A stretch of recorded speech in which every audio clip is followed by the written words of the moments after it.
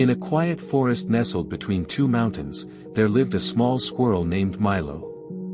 Milo was not the strongest, nor the fastest, nor the cleverest of his kind. His tail wasn't as fluffy as the others, and he could never jump as far or climb as fast. But Milo had something different. He had an unshakable determination. Each year, as winter approached, the animals of the forest began preparing. Squirrels gathered acorns, bears ate endlessly to bulk up before hibernation, and birds took flight for warmer lands. Milo, like all the others, would gather food to last through the cold. But no matter how hard he worked, he always ended up with less than the others. They mocked him, calling him slow-footed Milo or half-tail.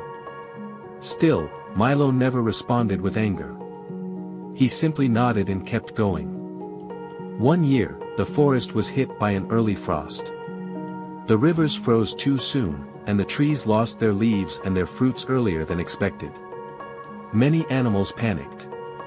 The acorns were fewer that year, and those who had taken more than they needed started guarding their piles fiercely. The forest, once lively and cooperative, became cold in more ways than one.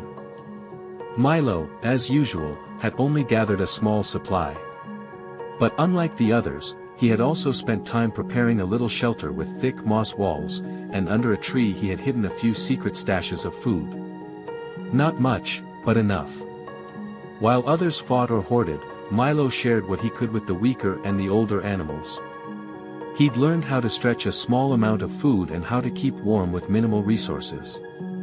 He even taught the young squirrels how to dig through frozen bark to find grubs and insects.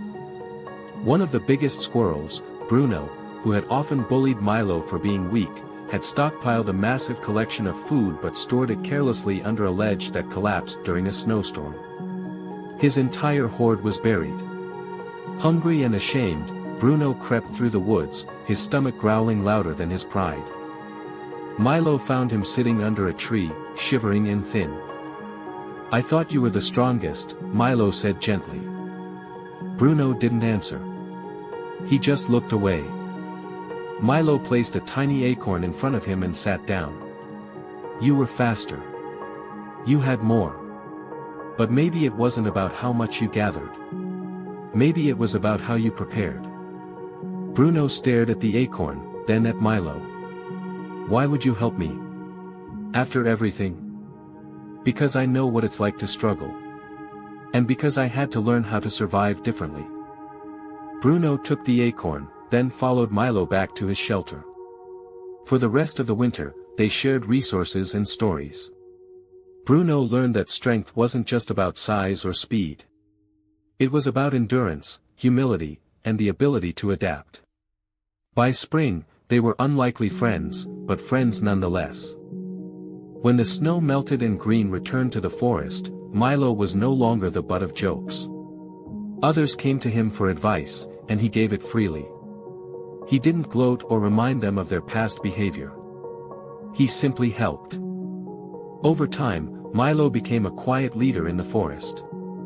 Not because he demanded respect, but because he had earned it.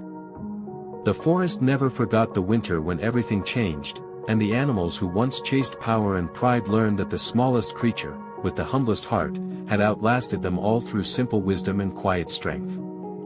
The lesson: true strength isn't measured by how much you have, but by how you use what little you've got. Prepare with thought, act with kindness, and endure with heart.